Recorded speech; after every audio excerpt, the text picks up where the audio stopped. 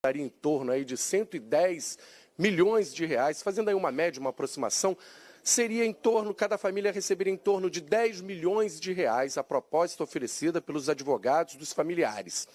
O Flamengo, isso não é uma afirmação oficial, isso eu apurei aqui durante o entre-sai de advogados da audiência, eu apurei que o Flamengo teria oferecido às famílias pouco mais de 1 milhão de reais e sem nenhum tipo de pensão.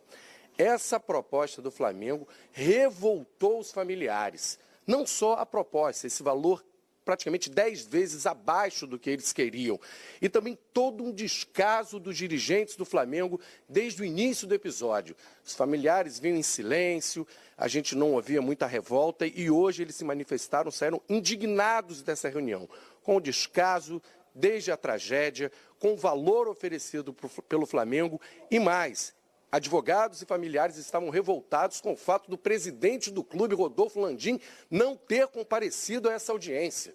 E para piorar, o vice-geral Rodrigo Dunst de Abrantes, o vice-geral, vice-jurídico do Flamengo, saiu na reunião antes do fim, antes das propostas serem apresentadas, o que deixou os familiares muito indignados.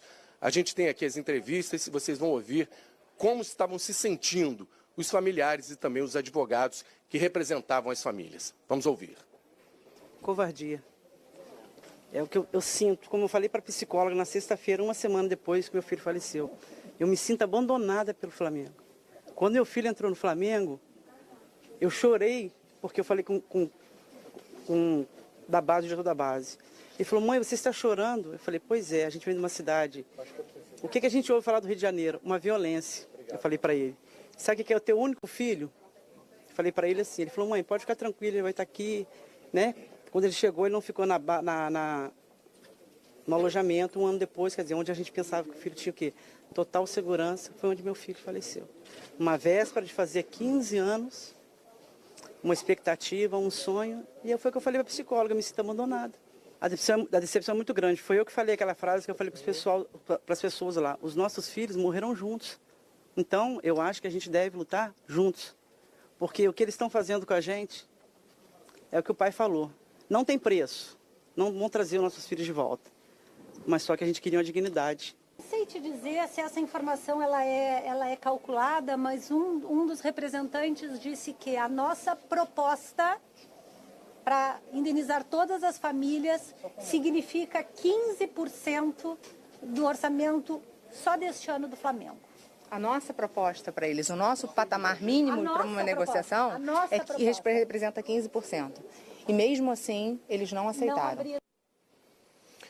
Então, esse foi o tom dos depoimentos aqui, João Guilherme e amigos, familiares revoltados. A gente ouviu aí a mãe do Arthur, ouviu aqui o pai do Christian, dizendo que é uma vergonha o que eles estão oferecendo, é uma vergonha a forma com que a gente foi tratado, é uma vergonha o presidente do Flamengo.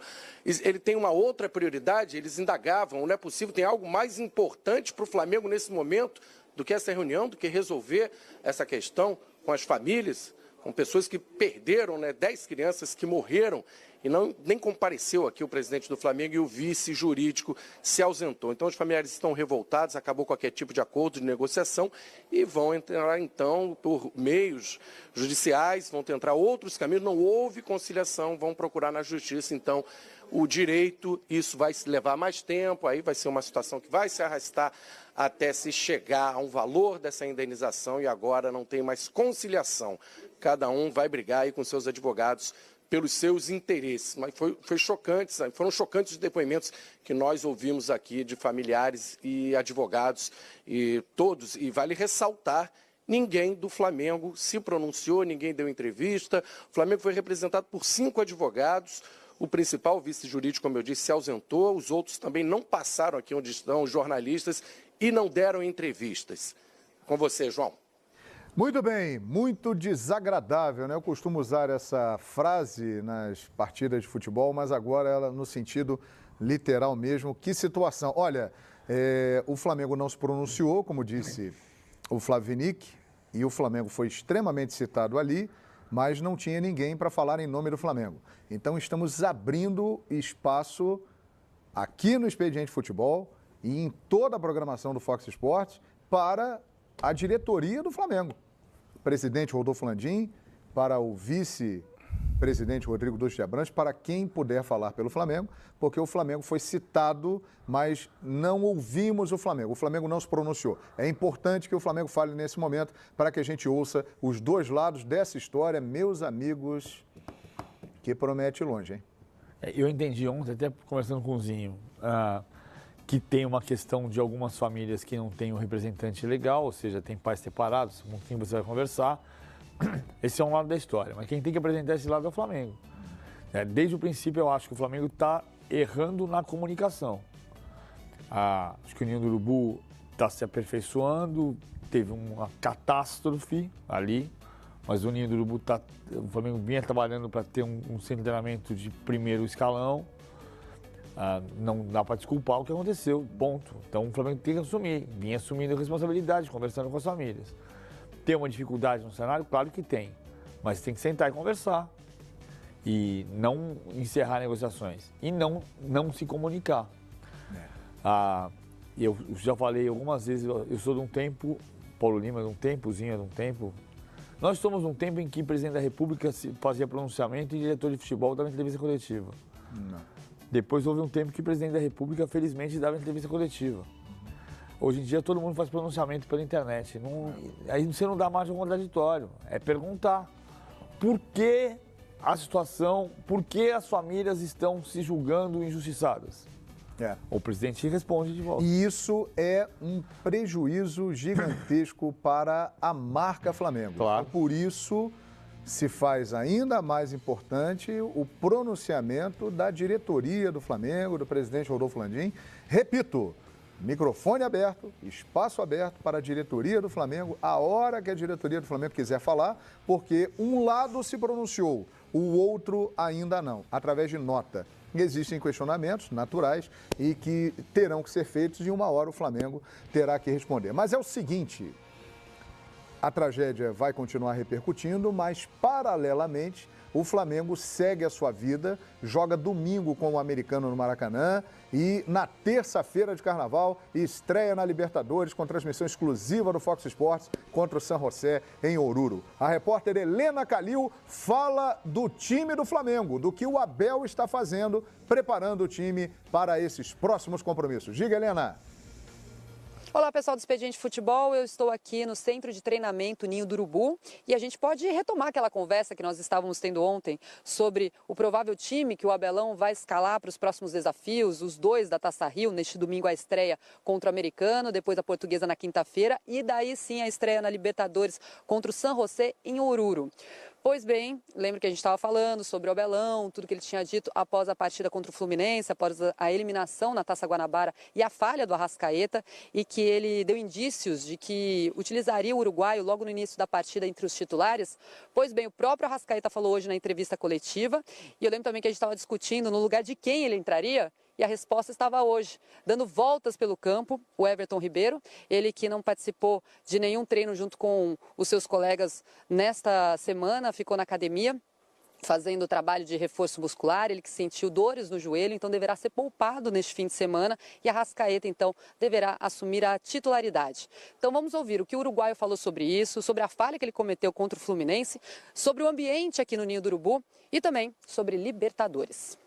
Todo mundo pode errar, aconteceu comigo naquela jogada, superei, faz parte, obviamente, no momento foi difícil, mas como falei, pode acontecer com qualquer jogador. Todo treino para tentar chegar, para ser titular. Eu cheguei aqui com minha mentalidade de ajudar o time, do lugar que for, então se é para começar o jogo, vou fazer da melhor maneira. O grupo está bem, está forte, treinando forte, a mentalidade sempre é muito positiva.